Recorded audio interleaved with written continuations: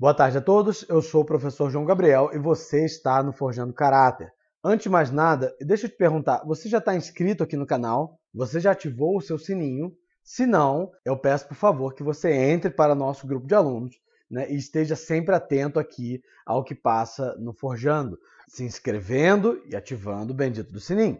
Ao final do vídeo, se você achar que foi um conteúdo de qualidade, né, peço também que você deixe aí o seu like, nos ajuda demais a entregar esse vídeo para mais pessoas.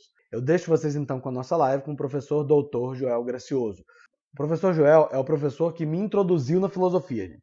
Ele me ensinou antropologia filosófica e me ensinou a amar a antropologia filosófica. É um profissional inigualável dentro da sua área, dentro da antropologia filosófica, e eu recomendo muitíssimo que vocês busquem ele em todas as redes sociais. Eu vou inclusive deixar no final, né, um cardzinho para vocês poderem ir lá para o canal dele. Dito isso, essa live também complementa muito bem o aulão que a gente deu sobre a estrutura da pessoa humana, gente, que é um resumo da antropologia filosófica tomista. Então eu vou deixar também um cardzinho no final para que vocês possam ir assistir a essa aula. Boa live para vocês. Boa noite, professor. Tudo bem? Boa noite, João. Tudo bem? Tudo bem, graças a Deus. Como estão as coisas? O pessoal está chegando aqui aos pouquinhos. Boa noite, pessoal. Bem-vindos. Bem-vindos.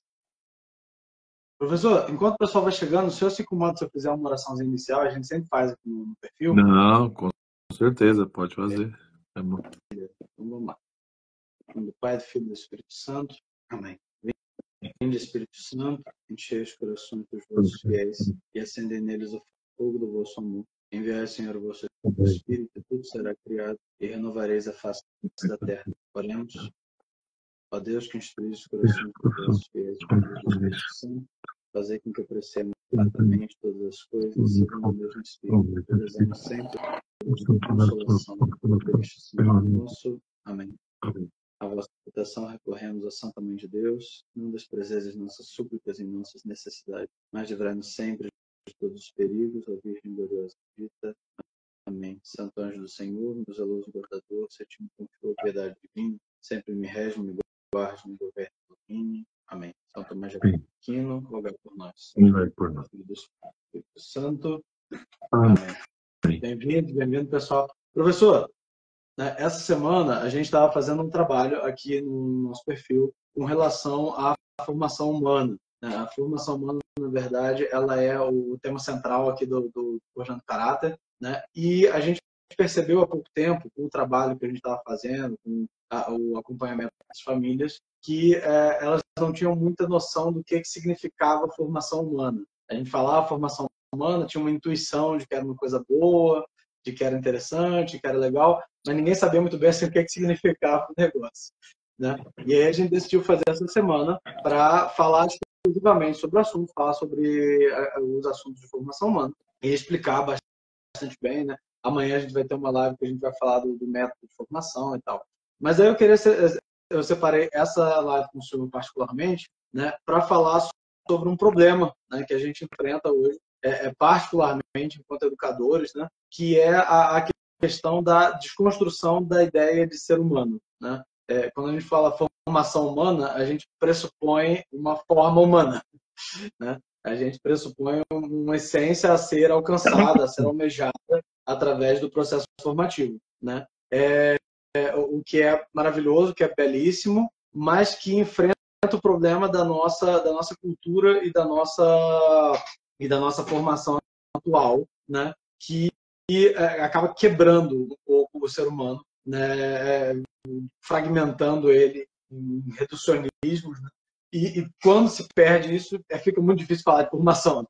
É muito difícil falar de formação humana quando você não tem uma noção clara do que é um ser humano, né? do que o ser humano deveria alcançar. Então, se o senhor pudesse apresentar para o pessoal que está chegando lá pelo Forjando, o senhor já pode comentar o que você desejar.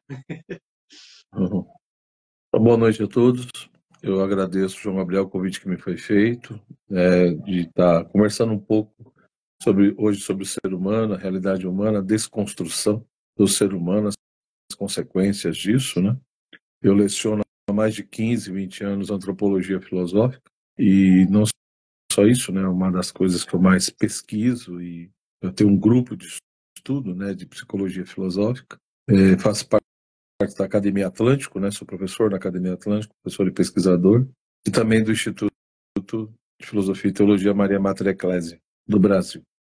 Né, são os 2 lugares que eu leciono. E, enfim, tenho vários outros compromissos formativos, tanto na internet quanto no Brasil inteiro, né? A questão que o João coloca, né, ou seja, quando nós pensamos na realidade humana, é evidente que uma das perguntas centrais na nossa vida e a pergunta filosófica por excelência, né? Todo mundo acha que é por quê, como, para quê, mas a pergunta filosófica por excelência é o que é. E uma das coisas que eu acho que todo mundo em algum momento se pergunta, né? É não só quem sou eu, mas o que é ser humano, né? O que significa ser um ser humano? O que é o homem, tá? E de fato, essa pergunta, ela, no decorrer da história da humanidade, foram ocorrendo respostas diferentes, análises diferentes, né? Mas de uma certa maneira, e principalmente na cultura ocidental, sempre tinha essa ideia de que para eu saber o que uma coisa é, quando eu faço essa pergunta o que ela é, eu estou tentando identificar, compreender o que essa coisa é, por que que é do jeito que é, né? E o que é essa coisa, esse isto, né? E o que é um cachorro, o que é uma árvore, né? O que é uma estrela, o que é a vida e o que é o homem, né? E no fundo, quando a gente faz essa pergunta, nós estamos buscando a essência das coisas, né? Ou seja, a essência não é tanto aquilo que eu capto pelos meus sentidos, né? Pelo que eu vejo, pelo que eu ouço, mas sim é algo que eu aprendo pelo meu pensamento, pela minha inteligência, né? E, portanto, é um conceito, em primeiro lugar, é uma noção, mas isso não quer dizer que é uma coisa que existe só na minha mente, na minha cabeça, não é isso. Mas é um conceito, uma noção que expressa algo que tem a ver com o fundamento da própria realidade, com o modo de ser das coisas. Então, a essência é aquilo que faz com que uma coisa seja o que ela é. A gente poderia dizer assim, de uma maneira bem simples, né? E, portanto, buscar a essência de algo é buscar compreender por que aquela coisa é do jeito que é. Ou seja, uma coisa é discutir se algo existe, né? Então, uma árvore existe. Agora, ser árvore é outra coisa. Muita coisa existe. O cachorro existe, a árvore existe, o ser humano existe, né? E a planta, enfim, essas coisas, tudo que existe, né? Está no plano da realidade. Existe. Só que por que as coisas existem de maneiras diferentes? Elas não existem do mesmo modo, né? Então, todas têm ser, mas elas não expressam esse ser e nem existem da mesma forma.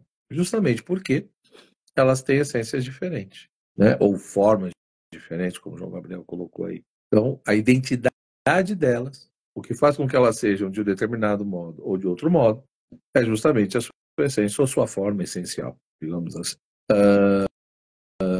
Então, isso é muito importante, quer dizer, na realidade, nós humanos, né, a gente precisa, ou seja, o ser humano, de fato, ele precisa, no decorrer da sua vida, entender quem ele é, né, para que ele possa se tornar aquilo que ele é chamado a ser, né? Isso é muito bonito, porque isso mostra que, como depois a gente vai conversando, vai ficando um pouco mais claro, o ser humano, por um lado, ele não é um ser que nasce indefinido, né? Onde ele pode se tornar qualquer coisa, como se ele fosse pura indeterminação. Então ele não nasce uma coisa indefinida, ou seja, ele faz parte de uma espécie, faz parte de um grupo, né? Então, se filhote de tartaruga, né? Se nasce de tartaruga, né? Se filhote de jacaré nasce de jacaré, então filhote de ser humano nasce de ser humano, ou seja, é humano, né? Apesar que hoje em dia tem umas doideiras aí que, enfim, nega esse tipo de coisa. Mas, na realidade, é disso que nós estamos falando. Ou seja, então o ser humano, ele de fato nasce pertencendo a uma espécie, né? Ele tem ali uma identidade inicial. Ele tem uma natureza humana, um modo de ser humano. Agora, por outro lado, ele também não é um ser que nasce pronto e acabado. E talvez seja essa muita confusão que existe hoje em dia. Ou seja, muitos, o João Gabriel disse, nega, né? Negam a questão da essência, né, da natureza, etc., por vários motivos, daqui a pouco a gente pode entrar nisso, Mas um dos motivos é justamente esse, né? A ideia de que se você disser que o ser humano tem uma essência ou uma natureza, você estaria negando todo o movimento que é a vida. A vida é uma coisa em movimento, né? A dinamicidade da existência, né? Em outras palavras, a questão da liberdade, né? O ser humano é como se já tivesse tudo pré-determinado. E não é bem assim, né? As coisas não são assim.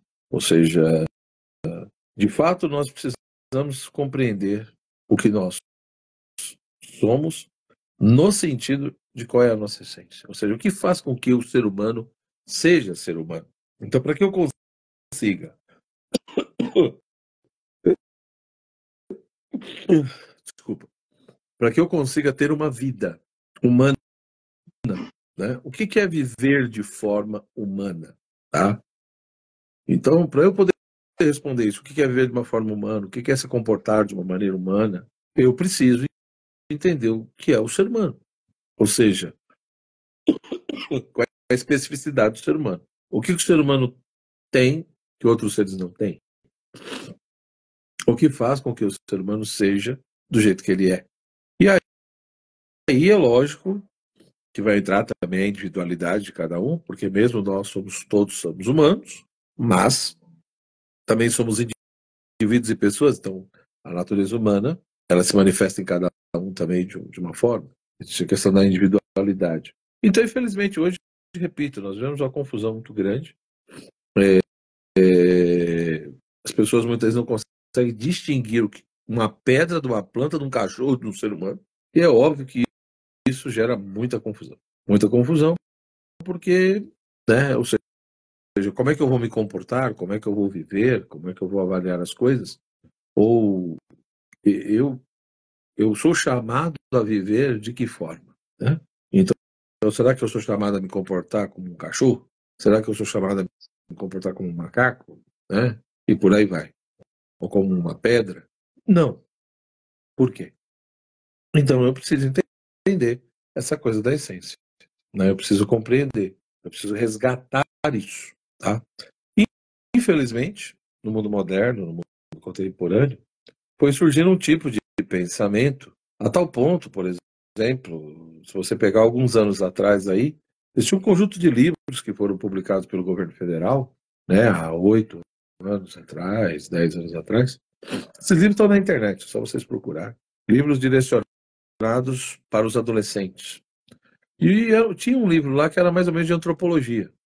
E fazia a seguinte pergunta: o que é o homem? Aí o professor que escreveu colocava lá assim: provavelmente você está com dificuldades de responder essa pergunta. Por quê? Porque, na realidade, essa pergunta está errada. Essa pergunta está mal colocada. Ou seja, não tem sentido perguntar o que é o homem. Então você não consegue responder porque a pergunta ela é abusiva, ela está errada. Né? O correto é perguntar o que o homem está sendo. Né? O que você está sendo neste momento. Por quê? Porque a ideia de que não existe uma essência. Né? Não existe uma natureza, não existe uma identidade básica em você, porque você pertence a uma espécie. Não. O ser humano é um ser em constante construção. Ele se constrói a partir das suas escolhas e a partir também das coisas que nos atingem, e como eu reajo perante isso. As minhas escolhas atingem os outros, as escolhas dos outros me atingem, né? Então, tanto as minhas escolhas quanto as minhas reações perante o que acontece comigo que eu não escolhi, isso vai nos forjando, isso vai nos transformando, isso vai fazendo com que a gente seja de um determinado modo. Então, o ser humano ele não é, ele é um devir, ou seja, ele é um vir a ser constante. Então, esse tipo de pensamento, né, em filosofia nós diríamos um certo tipo de ontologia atualista, né, onde o fazer, o escolher, o reagir é mais importante que o ser, ele foi tomando conta no mundo contemporâneo. Né? Só que isso gera uma angústia enorme na vida das pessoas. Porque, no fundo, lá dentro de nós clama, né? Nosso ser ele grita, ele anseia pelo quê? Justamente por essa necessidade de descobrirmos de onde nós viemos, né? O que eu sou chamado a ser, por que sou do jeito que sou. Então, essa questão, né, da essência, da forma essencial, é um ponto fundamental. Isso precisa ser resgatado realmente, porque senão, repito, nós vemos isso no mundo contemporâneo. Essa Professor, ideologia, a ideia que o ser humano pode se tornar o que ele quiser, gera uma crise e um vazio enorme, né? Porque no fundo a pessoa vai perdendo o próprio sentido da vida. um comentário, professor, no ponto que o senhor colocou agora há pouco. O senhor já fala que essa cartilha era direcionada para os adolescentes, né? E eu trabalho muito com adolescentes. Grande parte do nosso trabalho aqui é feito com crianças, jovens, adolescentes. E a gente percebe que a propaganda que se faz para eles é justamente que não existe uma ontologia humana e, portanto, não existe uma deontologia, não existe um dever ser. Então, você não deve ser nada. Você pode ser o que você quiser, né? E eles falam isso como se fosse uma coisa maravilhosa, como se fosse uma grande libertação. Só que o que a gente percebe é que quando esse mesmo adolescente que está se perguntando quem ele é e, portanto, o que ele é, né? Ele está com aquele negócio na cabeça, ele se depara com essa resposta, né? Parece que assim, são tantas opções, são tantas assim, pode ser tão qualquer coisa, que ele não faz ideia de como começar a escolher aquilo ali, né? E eu acho muito interessante, porque eu estava conversando isso há pouco tempo com uma pessoa próxima. Eu não tenho visto tanto vileza nos adolescentes que a gente tem entrado em contato e tutoriado, etc. E tal. Eu não tenho visto tanta assim, maldade, né, vício. Eu tenho visto muito assim, um sentimento de estar perdido, né? Está completamente assim, desnorteado, não sabe para onde vai, não sabe o que fazer da vida, não sabe o que deveria estar sendo, o que não deveria. Eles estão assim, completamente desbaratinados, né? Porque justamente a resposta que dão para eles, que o que eu preciso ser? Né? Eles falam, você é qualquer coisa, pode ser qualquer coisa. E eles ficam ali sem saber como sair do lugar, né? Patinando. Né? E é uma sensação extremamente aflitiva para eles. Eu vejo isso como uma coisa muito cruel, né? Algo muito cruel, porque no fundo é aquela história, a liberdade, você pode se tornar o que você quiser. Só que a grande questão, o que acontece? Lógico que a liberdade tem todo um lado bonito e belo, positivo, não estou discutindo isso. O ser humano também tem sede de liberdade, né? Ou seja, todo excesso também de pressão, de limitação, isso também gera rebeldia. Mas o grande ponto é que a liberdade ela tem um peso enorme. Ela tem um peso enorme. Entendeu? Quando você coloca a liberdade ali na mão de uma pessoa e fala, olha, escolhe. Bom, quando eu digo escolhe, ao mesmo tempo eu estou dizendo, olha, pensa bem, porque você vai ser responsável por tudo que você escolher. Você vai responder, né? Então, a liberdade, ela gera angústia. A liberdade gera medo, entendeu? Isso em qualquer pessoa, mesmo uma pessoa adulta e madura, também tem os seus embates. Tanto que tem momentos que mesmo um adulto, ele tem aquela tentaçãozinha e fala, meu Deus, por que Deus me fez robô? Né? E já determinou tudo e acabou. Porque esse negócio de buscar conhecer, fazer escolha, analisar, calcular pró e contra, não sei o quê, né? Não somos oniscientes, a gente se engana muitas vezes. Então, a liberdade muitas vezes é um peso, é uma angústia. Você imagina, então, para uma criança, para um adolescente, que está em fase de formação, em processo de amadurecimento, né? Onde não vivenciou um monte de coisa ainda, está aprendendo. É extremamente angustiante. Ou seja, eu jogo na mão da pessoa uma coisa que ela não tem condições ainda, ela não está preparada para aquilo. Então, por isso que eu disse, do meu entendimento, todo esse processo de reengenharia social, ele é extremamente cruel, né? Primeiro que é falso. Eu estou dizendo, você pode tornar o que você quiser. Isso é falso. Isso é falso. Só que a pessoa só vai descobrir que isso é falso depois que ela tentou um monte de coisa, quando vier a angústia, a depressão, né? Enfim, os traumas e todas as experiências negativas, aí muitas vezes por uma via dolorosa, horrorosa, aí ela vai descobrir que ela não pode se tornar qualquer coisa. Porque no fundo, na realidade, é aquela coisinha básica que o pessoal não entende, né? Alguns autores vão dizer assim, o ser humano é pessoa porque ele é livre. É porque ele tem liberdade que ele se torna pessoa. Isso é falso. O ser humano não é pessoa porque tem liberdade, mas é o contrário. Ele tem liberdade porque ele é pessoa. E ele é pessoa porque ele tem um tipo de ser e um tipo de natureza. Então, justamente justamente porque ele tem um tipo de ser, um modo de existir, diferente da planta, da pedra, do cachorro, né? Então, observando a realidade, eu vejo que são diferentes, exercitam atividades diferentes, tem coisa que tem vida, tem coisa que não tem vida, né? E os que têm vida, né? Uma coisa é uma planta, o cachorro, outra coisa é o ser humano. Então, lógico que tem semelhanças aí, mas também tem muita diferença. Então, quando de fato eu observo isso com calma, eu vou percebendo que as coisas existem de modos diferentes, tem modos de existência diferentes, porque tem naturezas diferentes, tem essências diferentes. Então, o ser humano tem liberdade porque ele tem um tipo de natureza que faz com que ele seja um ser pessoal. E é óbvio que se ele tem liberdade por causa dessa natureza, essa natureza também, de uma certa forma, limita essa liberdade e o uso dessa liberdade. É só isso, né? E a pessoa não nasce sabendo isso, ou seja, ela tem tudo isso, só que ela precisa aprender, ela precisa se desenvolver, tomar consciência disso, desenvolver suas potencialidades naturais, porque ele não nasceu pronto e acabado. Ele está cheio de potencialidades, mas tudo isso precisa ser desenvolvido. Ele precisa aprender a usar tudo isso de maneira reta. Então você imagina, pega uma pessoa e fala, ó, tá aí, você é livre, faz o que você quiser, responda, né, arca as consequências, e você pode virar o que você quiser. E aí, na prática, a pessoa vai descobrir que tem limites. Só que ela vai descobrir isso de uma maneira muito dolorosa e muitas vezes até chegar ao ponto, né, de um racha psíquico horroroso, onde ela não consegue mais voltar, né?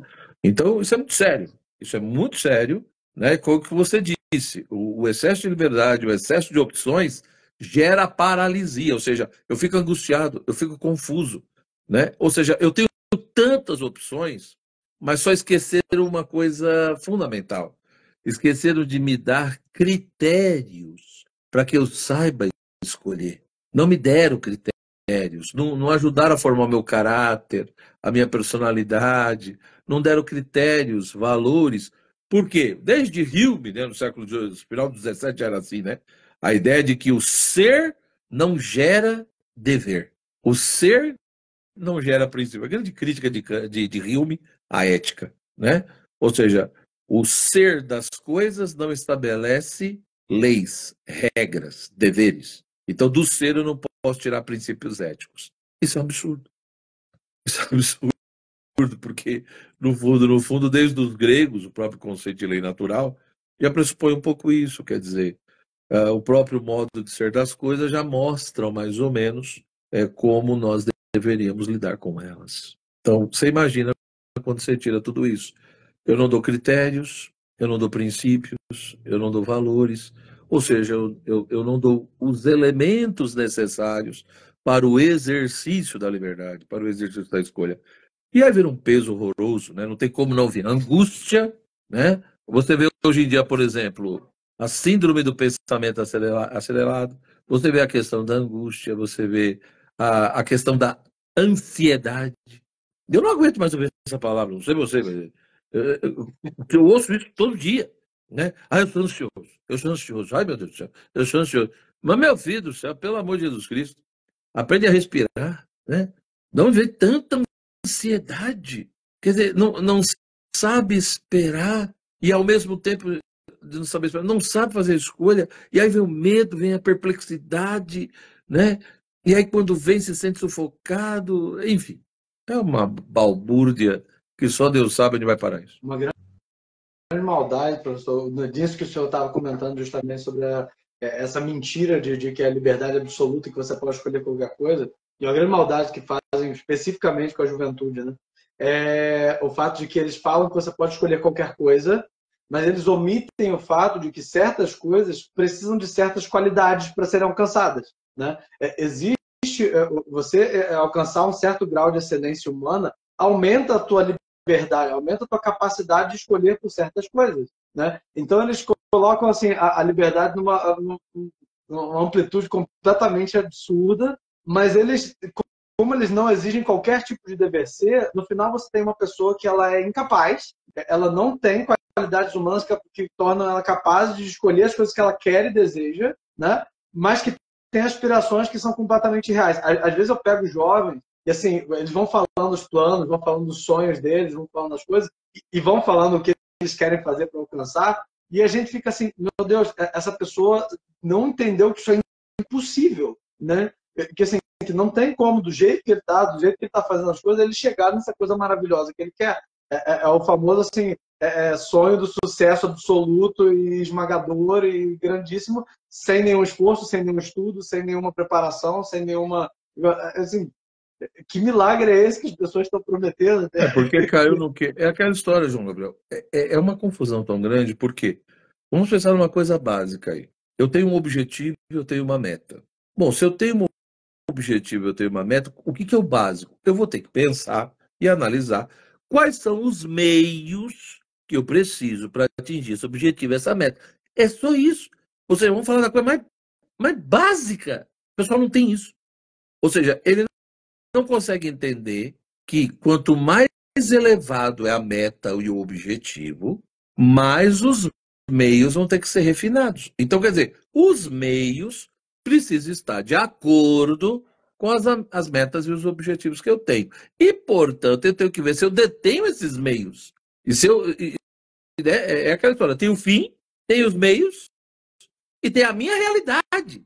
E tem que ver o que eu estou disposto a fazer, né? Mas parece que não tem problema. Ou seja, basta você, né, querer, basta você, não, eu quero, etc. E pronto, ou seja, e aí vem essa coisa, né, de confundir, eu acho que é uma confusão hoje, né, entre realidade, desejo e vontade. Se você pedir para as pessoas explicarem essas coisas, a maioria não consegue, entendeu? Ou seja, quando eu falo de realidade, né, a realidade é aquilo que existe em si mesma, por si própria, ou seja, que não é uma extensão da minha mente, da minha cabeça, né? É uma coisa que tem existência própria. Então é lógico, existe uma dimensão da realidade que eu capto pelos sentidos, há uma dimensão da realidade que eu capto pelo meu pensamento, pela inteligência, etc, né? E há uma dimensão da realidade que não submete nem à minha razão e nem aos meus sentidos, né? Ou seja, entra a questão da própria fé, etc e tal. Então a realidade tem dimensões, né? Agora, é algo que existe por si mesmo, que existe independente de mim. Desejo é uma inclinação sensível, é um apetite sensível, né? Então, quando eu conheço algo sensivelmente, ou seja, eu toquei, eu vi, eu degustei, né? Então eu tive o conhecimento sensível necessariamente gera um apetite sensível, que a gente chama de desejo. Essa inclinação para um determinado objeto e querer possuí-lo, né, e satisfazer logo a posse dele, porque gera um prazer rápido. Isso é desejo. Que ninguém está falando que é mal, né? O problema é quando isso vira uma obsessão e quando você só pensa tanto em prazer que você não consegue dizer não para nenhum desejo seu. Ou seja, vem o impulso, vem a inclinação sensível e você nem calcula e analisa direito se aquilo convém, né? E a vontade é outra coisa. A vontade, ela é um apetite intelectual. Então, se o desejo é um apetite sensível, consequência do conhecimento sensível, a vontade, dizer que ela é um apetite intelectual, quer dizer que ela é consequência, de uma certa maneira, do conhecimento intelectual. Ou seja, a inteligência vai lá e procura conhecer as coisas, descobrir a verdade, e na medida que a inteligência vai compreendendo isso, apresenta para a vontade. E o bem que a vontade quer, que a vontade busca, né? Teria que ter essa relação aqui com a verdade, conhecida pela inteligência. Então veja que a vontade, ela também é uma inclinação, um apetite, só que racional. Ou seja, ter de fato uma vontade significa buscar, querer um determinado bem que foi apresentado pela inteligência. Lógico que eu posso ter, alguém poderia perguntar, mas professor, eu posso ter desejo e vontade ao mesmo tempo, pelo mesmo objeto? Pode, lógico que pode. Eu posso ter tanto desejo quanto vontade. Eu posso ter tanto um apetite sensível quanto um apetite intelectual sobre o mesmo objeto. Mas, às vezes, pode ocorrer uma contradição. Ou seja, às vezes eu posso ter um apetite sensível, ter um desejo, mas não ter a vontade. Ou seja, a inteligência diz, não convence troço aí. E aí a minha vontade está ali junto com a inteligência, mas ao mesmo tempo o meu apetite sensível está gritando. E aí é quando eu sinto em mim aquela divisão, aquela cisão. Ou seja, o desejo me puxa para um lado, a vontade para o outro, né? E fica aquela briga doida e não sei mais o quê. E a realidade está lá. Agora, o que eu estou querendo dizer que para mim é mais cruel de tudo? As pessoas hoje vivem de desejos. Elas não vivem de realidade. Eu diria até que elas vivem de desejos, não é nem sonhos, eu não sei que nome dá isso, mas de delírios, né? Então a pessoa, às vezes, ela tem um sonho tão delirante, tão surreal, né? Porque o sonho, ele não é real, mas ele é plausível muitas vezes, né?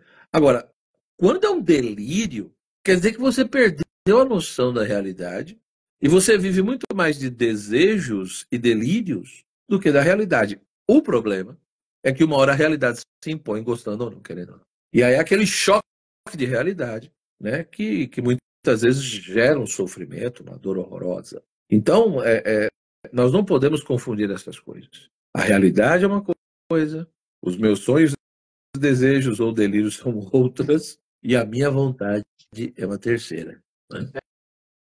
Esse aspecto que o senhor colocou, professor, né, que é um dos reducionismos que a gente tem hoje em dia, né, que é reduzir o ser humano a seus impulsos afetivos, né, suas pulsões, né? Ele é particularmente curioso, né, e eu sei que eu estou falando o tempo todo de adolescente, de jovem, né, porque ultimamente a gente tem trabalhado só com isso. Aí tá fresco na cabeça. Né? Eu achei engraçado. O senhor falou que a gente, às vezes, a vontade aponta para uma coisa, o desejo pode apontar para outra. O nosso sistema afetivo, ele tem a capacidade, inclusive, de ter dois desejos indo para direções diferentes, ao mesmo tempo. Você desejar um negócio e, ao mesmo tempo, desejar outro. O clássico drama adolescente, né? De desejar muito um negócio, mas desejar uma coisa que é completamente contrária ao mesmo tempo. Né? Ou então aqueles dramas de seriado bem água com açúcar. Sim, né? Tipo, porque o fato dele viver só no nível sensível e do desejo não quer dizer necessariamente que ele só vai ter um tipo de desejo. Né? Ou seja, a vontade dele deve estar, às vezes, está tão fraca lá e tão esquecida que ele só está no terreno da animalidade, da sensibilidade, dos desejos. E pode acontecer isso sim. Vem um turbilhão de desejos. Né? Ou seja, ele está no... O que eu quero dizer é que o desejo você está no nível sensível. É isso. Você está no nível da animalidade. E nesse nível, mesmo estando você em um nível, você pode ter conflitos interiores da mesma forma. Por quê? Eu tenho o desejo A, B e C, e às vezes eles colidem entre si. Esse que é o grande ponto. Você entendeu? E a pessoa vive eternamente em crise, né? A pessoa Sim. Não consegue ter relacionamentos, não consegue ter um trabalho, não consegue ter um. Porque cada hora tem 30 desejos diferentes, vão apontando para cada lado. Sim, porque é que volta de novo aquilo. Se ela deixa se levar por desejo, vai apontar ali para um fim. O desejo A aponta para o fim A. Só que aí vem um outro desejo B que aponta para o fim B. Aí vem o desejo C que aponta para o fim. Meu Deus do céu. Cada desejo tem uma finalidade. E aí? Como é que eu organizo isso? Você entendeu? Porque o desejo, geralmente, ele tem uma intensidade. Tem toda essa coisa de um prazer que eu estou buscando. Né? Então, o grande problema, o João Gabriel, é que é aquela história, né? No fundo, desde o Freud e outros autores, e o mundo contemporâneo está cheio disso, né? Seja na filosofia ou na psicologia, tem um monte de gente e um tipo de formação que tem por aí que quer simplesmente nos dizer o seguinte: nós somos um bando de animais, né? Nós somos um animal um pouquinho melhorado, segundo alguns, né? Então, como a gente veio de uma evolução cega, é um animal um pouquinho melhorado, mas no fundo a gente é escravo dos nossos instintos, impulsos, tendências, inclinações, etc. Né? E que no fundo a gente tem que saber levar essas coisas, porque o ser humano é isso, ele não consegue. Então é triste, por quê? Porque é esse reducionismo que você está falando. E o reducionismo à animalidade. Então, eu quero deixar bem claro: não tem como negar a animalidade. Nós somos animais, sim. O ser humano tem uma animalidade, ele tem toda uma sensibilidade, ele tem, sim, dimensões também instintivas, então não estou negando isso. O problema é quando você reduz o ser humano a isso, dizendo que o ser humano é impossível que ele transcenda tudo isso, ou que ele encontre um sentido maior ou consiga ter uma vida mais elevada. Né? Então, que nós somos é que nós temos uma animalidade e sempre vamos ter, porque não existe ser humano sem isso, né? Faz parte da nossa essência sermos animais. Porém, somos racionais. E mais do que isso, feito a imagem e semelhança de Deus. Então, são essas coisas que nós precisamos lembrar, ou seja, o ser humano é capaz de uma vida mais sublime, mais elevada, né? Ele não precisa ficar no nível da animalidade. Ele não precisa viver a tirania dos instintos. Isso não quer dizer que eu não vou ter instintos. Eu tenho desejos, inclinações, tendências, instintos, impulsos. A gente vai ter isso, tá bom? Paixões, né? É aquela história, se a gente parar para pensar um pouco, né? Quando hoje em dia está na moda, por causa da psicologia atomista, as pessoas dizerem isso, né? O centro da personalidade tem que ser o intelecto, a inteligência. Ora, o que significa isso do ponto de vista prático, né?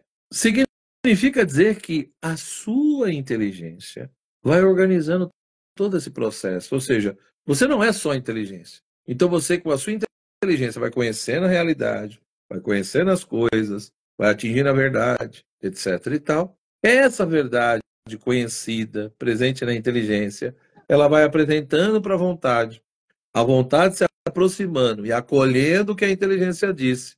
Aquilo vira um bem que a vontade ama, a vontade quer, e a partir disso, a vontade organiza as paixões, organiza os impulsos. Isso é uma personalidade equilibrada, onde inteligência, vontade, afetividade, sensibilidade, cada coisa tem o seu lugar e uma harmonia, uma ordem.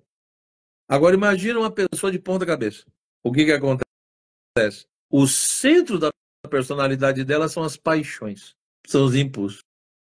Bom, quando o centro da personalidade são as paixões intensas, essas paixões vêm e dominam a vontade, escravizam a vontade. Ora, a vontade o que faz? Se afasta da inteligência.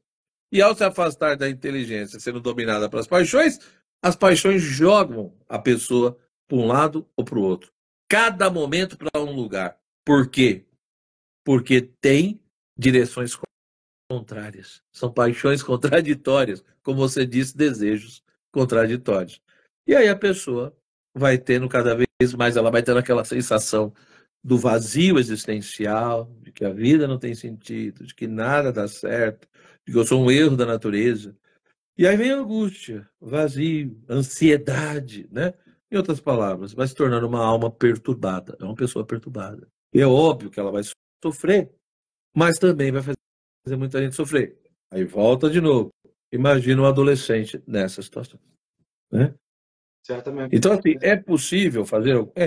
Aí entra o papel da educação, o trabalho de vocês eu acho muito bonito nesse sentido, né? O forjar o caráter, entendeu? Porque por mais que o nosso temperamento tenha a sua importância, né? O temperamento não define ninguém. É isso que nós temos que entender, né? Hoje em dia eu fico até meio irritado com isso, quando começa, colérico, fleumático, sanguíneo. As pessoas precisam entender que o temperamento existe, beleza. Ele tem um fundamento e uma base mais genética. Portanto, é uma coisa mais fixa, pouco moldável, certo? Todo mundo vai ter ali um temperamento. O que quer dizer isso? Um conjunto de características psicológicas que geram inclinações, é um conjunto de tendências. Isso é o temperamento, né?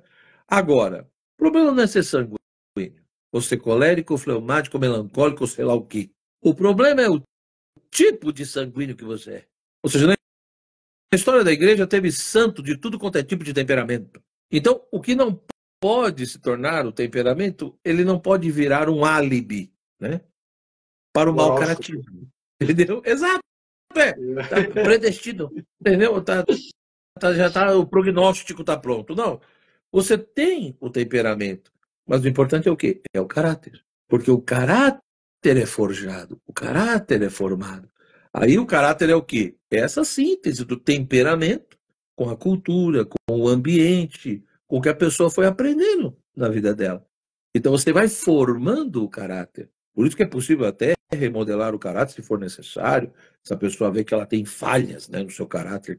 Então, assim, isso é muito sério. Agora, é possível, sim, mas o ideal é que uma criança, né, um adolescente, seja formado e forjado o caráter dele de uma maneira positiva, né?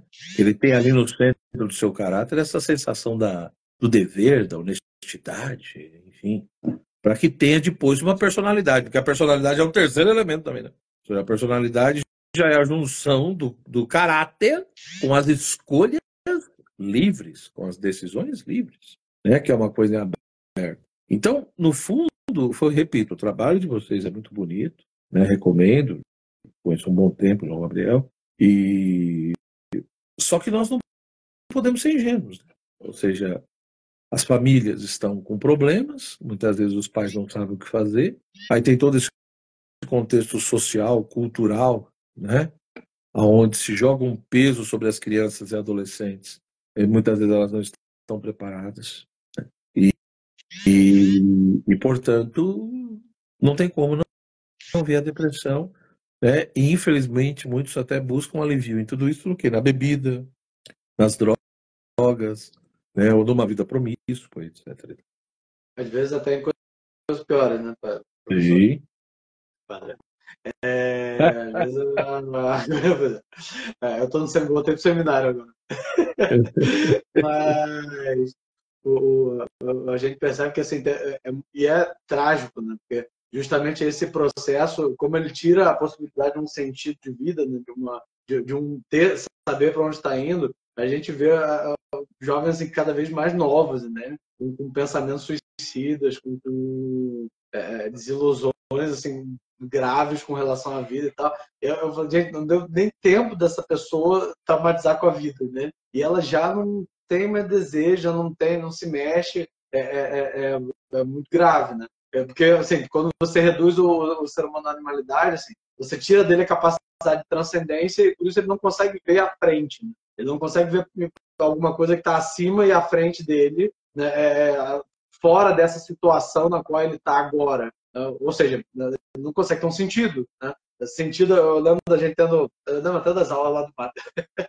A gente fala que para você ter um sentido, ele tem que estar acima e à frente do que você está agora. Se você está onde você está agora, você fica rodando no mesmo lugar, né? Você não está indo para lugar nenhum, né? Mas para você sair de si, né? Para você sair do ponto onde você está nesse momento, é necessário que você se utilize das suas capacidades transcendentes. Você precisa ter um olhar que avança no tempo e no espaço, que realmente só o espírito consegue fazer, né? Então, quando matam isso no jovem, né? Matam isso na criança, você mata a possibilidade no sentido de vida, né? Ele não consegue mais ter uma meta, onde quer chegar.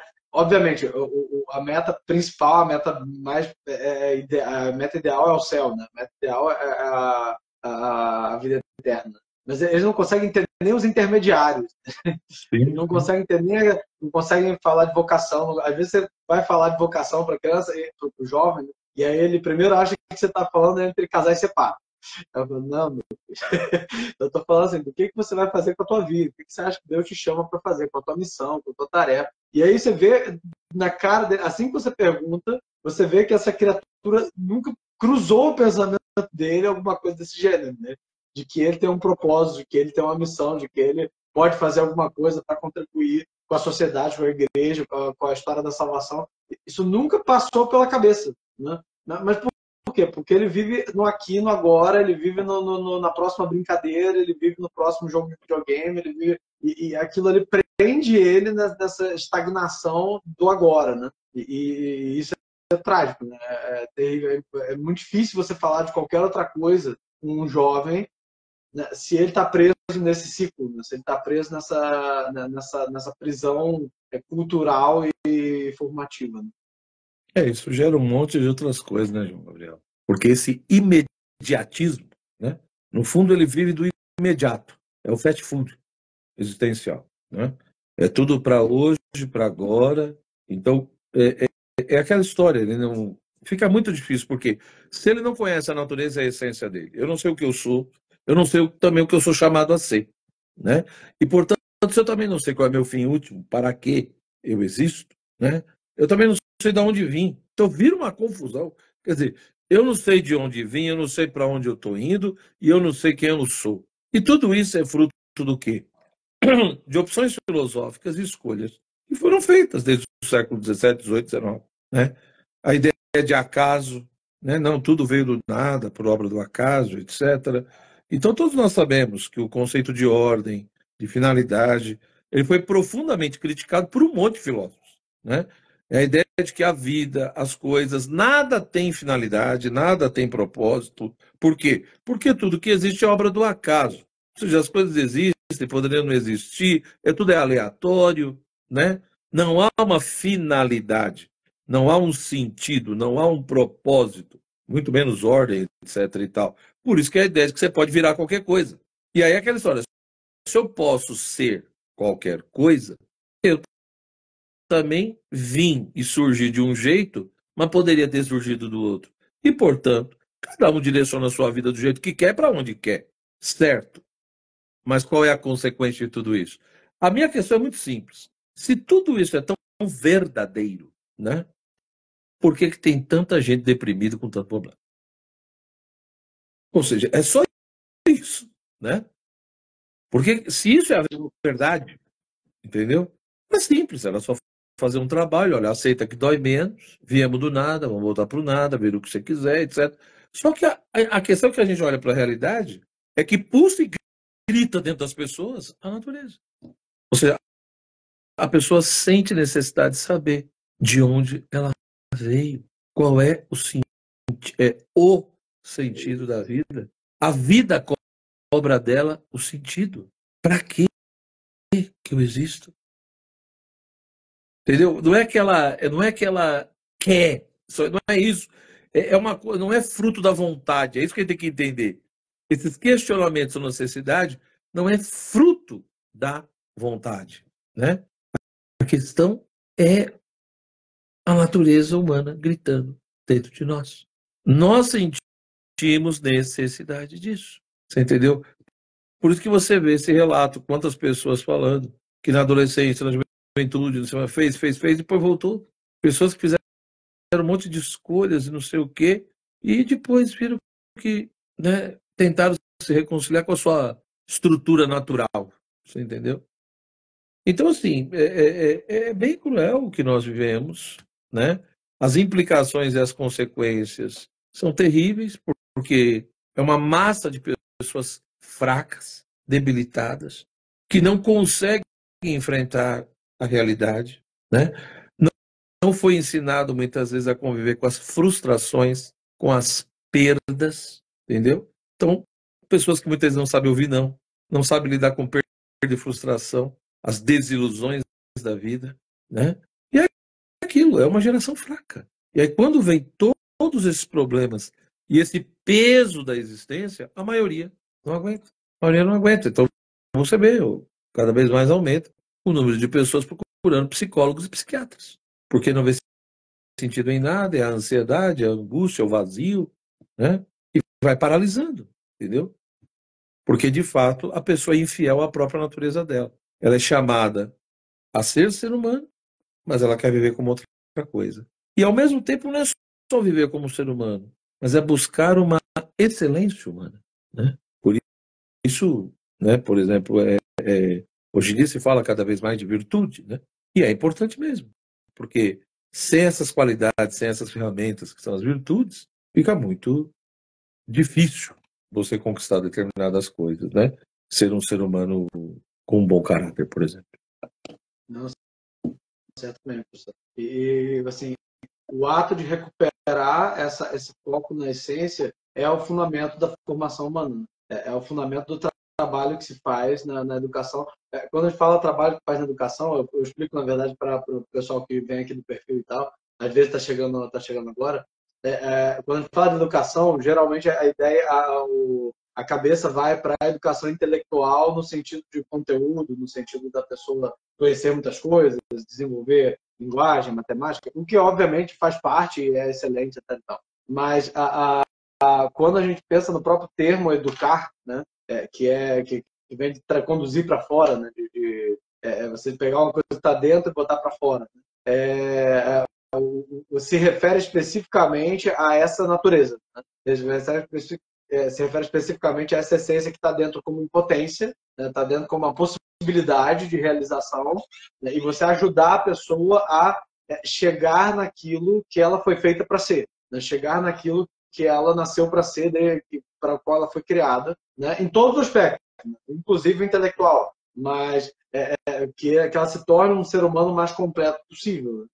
Para a gente resgatar isso aí, e esse é o ponto, na verdade, do trabalho que a gente tem feito essa semana, tem falado sobre essa formação, é necessário que a gente volte, de fato, para a ideia de natureza humana, a ideia de essência humana, né? Existe uma forma ser humano, e essa forma ser humano, como o senhor falou lá no início, professor, ela não limita a liberdade no sentido de engessá-la, né? Mas simplesmente ela mostra para você que tipo de liberdade você foi feito para ter, né? Que tipo de liberdade você alcança com a estrutura que você tem, né? E como como de fato, quais são os meios para melhor alcançá-la, né?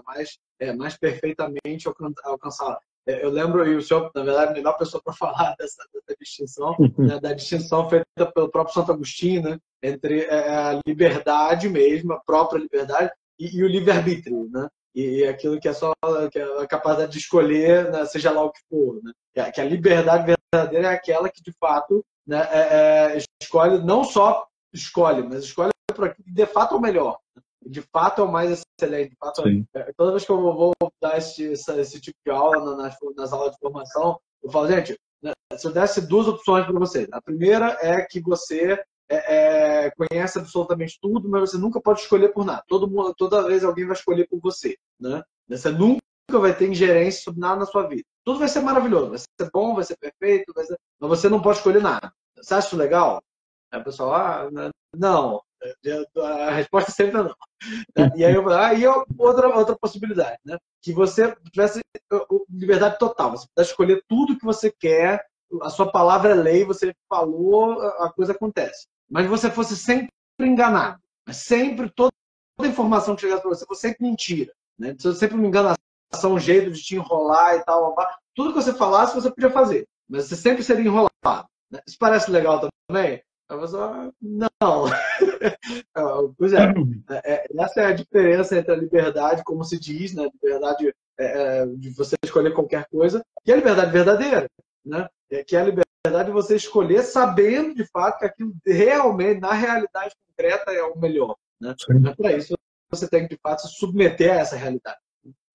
No fundo, hoje em dia, alguns autores, em vez de falar de liberdade e livre-arbítrio, né, eles falam de liberdade psicológica, liberdade de escolha, seria essa coisa de você escolher entre várias opções, né? E a liberdade moral, que é quando você consegue fazer o bom uso da liberdade psicológica, o bom uso da liberdade de escolha, né?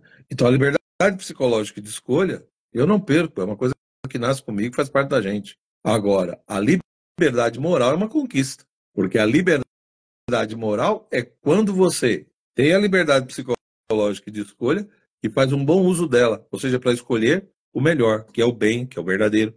Então, a liberdade pode se tornar uma grande fonte de escravidão, principalmente se eu, no exercício da minha liberdade, eu separo a liberdade da questão da verdade. Então, Deus nos deu a liberdade psicológica e de escolher as coisas, não para a gente escolher qualquer coisa, né? Mas para escolher aquilo que é melhor, aquilo que é mais elevado, né? E, infelizmente, a gente faz um mau uso disso, né? Lógico que, repito, no bom uso, na conquista da liberdade moral, pressupõe o conhecimento da verdade, da questão do bem, e é lógico que a questão das virtudes ajudam profundamente. O homem virtuoso, ele vai conseguir fazer um bom uso da sua liberdade de escolha, da sua liberdade psicológica. Portanto, vai conquistar uma liberdade moral. Né? Ou seja, uma pessoa que tem liberdade moral é aquela pessoa que sabe dizer não para si própria. É aquela pessoa que não deixa se dominar pela sua animalidade. É aquela pessoa que não vive a tirania dos instintos. Essa que é a grande questão. Né? Então, as pessoas são chamadas a viver isso. Então, isso não quer dizer que isso seja fácil. Eu não estou falando que a liberdade moral é uma coisa fácil. Eu não estou falando de você ter uma grandiosidade de caráter seja uma coisa fácil. Todos nós temos as nossas fraquezas, debilidades, tendências. Muitas vezes também os vícios estão ali, né? Pegando. Então, enfim, todo mundo tem sua luta. Isso que eu quero dizer, tem as suas dificuldades. Mas a liberdade moral é possível, sim. Né? Para aquele que tem fé, é possível por dois motivos. As virtudes adquiridas, né, que podem ser adquiridas, nos ajudam, e tem todo o elemento da fé, né, da oração, enfim, que pode nos ajudar. O problema é que tirou tudo isso, né? Ou seja, de novo, repito, né, não se existe mais uma educação para a inteligência, a escola se transformou numa máquina de moer carne e de inteligência, você entendeu? Vontade se confunde com desejo, né? E, no fundo, é a ideia de que nós somos um bando de animaizinhos e que não tem como fugir disso. Ou seja, no máximo, você tenta aí organizar um pouquinho como canalizar os seus instintos. Mas não adianta você querer ter metas muito elevadas, sublimes, porque você vai ter que reprimir, vai ficar recalcado, vai ficar tudo doente, entendeu? Porque você está se reprimindo. Não pode se reprimir, se permita, vai ficar neurótico, você tem direito de ser feliz, né? Aí você é obrigado a ver essas coisas. Aí o cara tem 20 anos de casado, 3 filhos, você entendeu? Joga tudo no ar para 15 minutos de prazer com a secretária, você entendeu? E aí vem conversar comigo, mas eu não tenho direito de ser feliz? Não, tenho, ué. O problema é que você está entendendo felicidade como esse momento simplesmente de 15, 20 minutos de prazer. Ou seja, você jogou 20 anos de casamento fora, arrebentou filhos, etc. E você entende que tem o direito de fazer isso. Por quê? Porque você é humano, você é um animal, você tem dificuldades, todo mundo tem, e você sofreu, essas pessoas também sofrem. Paciência, a vida é assim. Não adianta querer, né? Querer ter uma moral muito elevada, uma coisa. Isso daí é só de gente mentirosa, né? Ou seja, aquela coisa da verdade insuportável. Qual é a verdade insuportável? Que no fundo, todo mundo é mentiroso, que procura mostrar que é uma boa pessoa, um bom caráter, mas na realidade, no privado, no particular, é um bando de animal que faz um monte de coisa errada. Então, é uma moral hipócrita, etc. E foi isso que foi sendo ensinado para nós. E aí começou-se então a chegar-se a essa conclusão de que, olha, a melhor coisa é vamos organizar, vamos ser civilizados, mas no fundo vamos reconhecer que nós somos um bando de animal um pouquinho só melhorado e acabou. Ou seja, o homem é um fracassado mesmo. Em algum momento todo mundo vai fracassar, né? E aí a gente tem que aprender a tolerar isso e a viver com o sofrimento que é decorrência disso. Segundo alguns. Eu não estou dizendo que eu concordo com isso, né? Eu acho que, de fato, nós precisamos pensar seriamente nisso, né? Ou seja, é aquela famosa frase dos antigos, né? Torna-te aquilo que tu és. Ou seja, eu nasci humano e sou chamado a me tornar humano. Isso é contraditório? Não, porque eu nasci com uma natureza humana carregada de potencialidades, mas tudo isso precisa ser efetivado, realizado, atualizado, se quiser dizer assim, né? E cada um é lógico na sua individualidade. Engraçado quando a gente traduz isso, né, para a mesma notícia que a gente dava para o jovem no reducionismo, né, que é você pode ser qualquer coisa, né? A grande escravidão da filosofia clássica é dizer para ele que ele pode ser bom, grande e santo. Sim. Exato. Me parece muito mais legal do que ser qualquer coisa. Ou seja, você não vai deixar de ter uma animalidade, de ter impulso, porque faz parte da sua essência, da sua natureza. Você não tem que negar isso. Só que você não precisa deixar a sua vida ser conduzida por aquilo que é menos. Você pode também deixar a sua vida ser conduzida por aquilo que é mais elevado, pela sua inteligência, pela sua vontade, principalmente iluminada pela fé e pela graça de Deus. Isso é possível, né? Então, eu acho que nós precisamos resgatar tudo isso. O problema é que, repito, para mim é muito claro, o mundo virou um hospício, né? Ou seja, nós vivemos hoje num hospital, né? Isso é nítido para mim. Eu viajo o Brasil inteiro e também fora, e eu vejo claramente isso, né? É uma sociedade doente e é um monte de pessoas psiquicamente, afetivamente, espiritualmente doentes. Né? Não estou aqui fazendo crítica no sentido, ninguém presta. Não, né? Eu vejo até pessoas que têm boas intenções e que tentam, né? Só que no fundo é uma sociedade doente, que gerou pessoas doentes. E vai virando um verdadeiro ciclo vicioso, né? Porque pessoas doentes geraram essa sociedade reforça a questão dessas pessoas, e assim vai. Como quebrar esse ciclo? No meu entendimento, é muito mais fácil trabalhar as pessoas do que ficar com essa bobeira, né? Vamos mudar as estruturas sociais, Não, vamos trabalhar as pessoas. Conforme você vai ajudando a mudar as pessoas, essas vão ajudando outras, e aí talvez futuramente as chamadas estruturas, sei lá o quê, também vão mudando. Pelo menos eu vejo dessa forma. Então, essa desconstrução dos valores, dos princípios, né, filosófica, essa reengenharia social, no fundo, é uma sede de poder enorme, mas que levou à desconstrução do próprio ser humano. E está levando à destruição do ser humano. Né? O ser humano está minguando. Isso é nítido. Né? As pessoas vivem, elas existem, sabem até fazer muita coisa, mas quando você pergunta por quê, para que faz, a maioria não consegue responder. É isso, professor. Então, é triste, mas é isso. É uma realidade caótica. Eu não acho que... professor, você é pessimista. Não, eu sou realista. Otimista eu não sou. Eu não sou mesmo. Não sou otimista. Mas eu sou esperançoso, é diferente. Né? Porque para mim a esperança é virtude teologal. Então eu tenho esperança, porque eu creio em Deus e a minha esperança está em Deus. Né? E de fato a sua intervenção na nossa vida. Então, eu tenho esperança. Otimismo, eu acho que é uma bobeira, porque é só olhar para a realidade e você vai ver que não tem motivo para ter otimismo nenhum. É uma realidade muito dura. Mas podemos sim ter esperança, né? Que vem da nossa fé, que vem do amor, e portanto a gente não precisa ficar parado. Né? O que a gente conseguir fazer deve ser feito, né? E temos que valorizar as pessoas. Se a gente vai conseguir ajudar 5, 10 mil, o ser humano, individualmente falando, tem um valor em si mesmo. Então, é isso que é importante. Na Né? verdade, Por isso que, e nesse trabalho todo, né, essa coisa personalizada tem mais peso ainda. Porque para fazer esse tipo de trabalho que vocês estão propondo, etc., não dá para fazer em massa, em grupo. É personalizado. Cada um tem uma história, cada um tem um nome, cada um tem as suas fragilidades, as suas dificuldades. Né? Não dá para ser na baseada. no fim das contas, professor, na verdade o senhor falou, não sou otimista, mas na verdade a notícia que o senhor acabou de dar para o pessoal, ela é extremamente esperançosa mesmo. Sim. Porque se a única coisa que dá para fazer é cuidar das pessoas, bom, nós como pais, como educadores, o que a gente é chamado a fazer é cuidar de pessoas, né? Dos filhos, dos alunos, daquelas pessoas que estão ali na nossa frente, estão ali em contato direto com a gente. Então, se a única coisa para fazer é justamente o que nós somos chamados a fazer, então bola para frente, vamos trabalhar.